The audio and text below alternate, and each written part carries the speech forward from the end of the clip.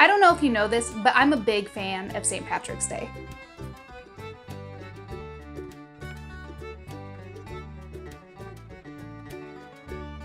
And so to celebrate this year, I wanted to talk about 3 special edition consoles that are the color green. I found these to be interesting and I hope you do too. So please join me in grabbing your green beer and let's get started learning about some cool special edition consoles. Cheers!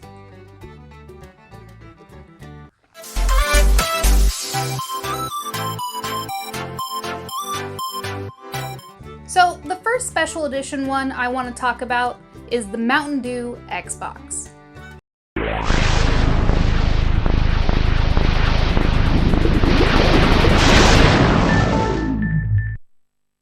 Now, this one is a little bit strange because you had to enter basically like a sweepstakes. So you had to get a total of 550 points for buying Mountain Dew. So every time you bought a Mountain Dew, from what I can tell, it was like 1 point for 1 bottle. So you needed 550 of them, which resulted in spending hundreds of dollars so that you could get this Mountain Dew Xbox. But wait, there's a catch here. There was only roughly about, from what I can tell, 1,000 of them made, and doing the 550 points did not guarantee that you were going to get the console. It was guaranteeing that you got the opportunity to go online on a very specific day to order the console if you were one of the lucky few who got it. From what I can tell, it sold out within a day. You had to pay $100 for the console, and you even had to pay for shipping, which resulted in you basically investing, a little less than $1,000 to get this console. From what I can tell, it's not an overly popular console to collect for, and you can get it for much less than $900 today.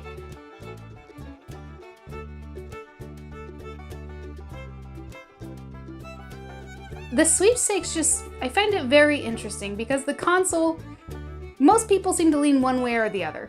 It's this ugly lime green console or it's a super badass console. Either way, the story of this just kind of caught my attention. I don't know, it's just so weird. But it's green, so it fit the quota. So this next one wasn't as interesting as the Mountain Dew one, but as a self-proclaimed Pokemon fanatic, I had to mention it. So in Japan, they've got Pokemon centers, whereas in the US, we have these dinky little vending machines that, don't really fulfill the need for a Pokemon center. Please, Japan, just bring one over. In any case, Japan got a ton of special editions in terms of the Game Boy Advance and the Game Boy SP. And so they ended up getting a special edition Pokemon Rayquaza edition to celebrate the release of Pokemon Emerald. You've mastered every Pokemon move. Sleep powder. Rock throw. Confuse ray.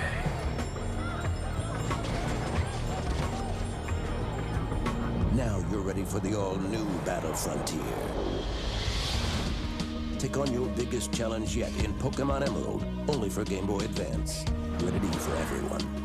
Now, in terms of Pokemon Emerald, I'm not actually a big fan of that one. I prefer Sapphire and Ruby only because I prefer the contest over the battle towers. But in any case, it's an amazing game, and it's gone way up in price. And so this unit, if you want to find this, I'm sorry, but you're gonna have to pay a ton of money. But this green console was also something that I found a little bit interesting. And on to the next. So the last special edition console is a GameCube, one of my all-time favorite consoles.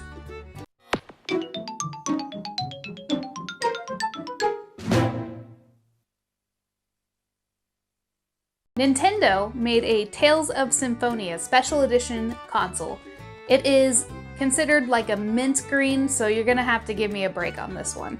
So this is an action role-playing game.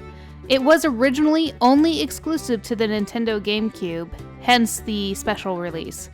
Now later on, it was ported to the PlayStation 2, and it is now available on Steam in an HD version, which is what you're seeing now.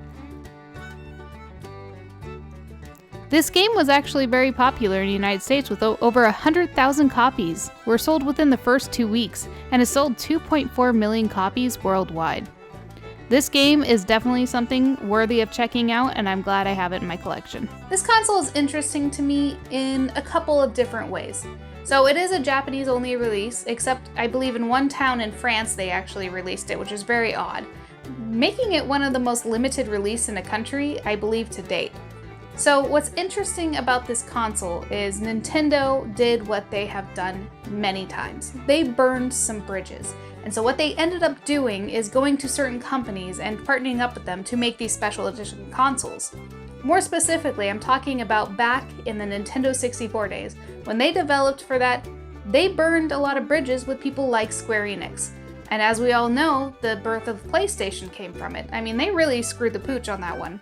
And so when they burned those bridges, they had to go back to those people because they realized they did need them. They were not as big as they thought they were.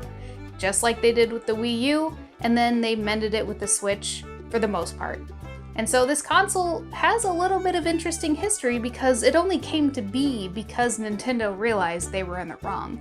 Which, luckily or unluckily, I'm not sure. I think they're learning their lesson, but we will see as time goes on. This GameCube came with the GameCube, the Game Boy Advance player, the disc with it, and then the game. And so this was a really cool release for people who liked games like this. I mean, I feel like back in 2004, which is when this was released, that wasn't as common to see, and that's probably why we didn't get it in America, because we probably wouldn't have appreciated it as much as Japan. Or so you would think. It actually turns out that it sold really well in America, so I don't know why they never brought it here. But in any case, those are some of the consoles that I found very interesting, or mostly interesting, that were green. So I hope you all have a good St. Patrick's Day, stay safe, and my next video is going to be about my game room that I'm currently in development of. So if you see some stuff that's all messed up, I'm still working on it. But thank you guys so much for watching.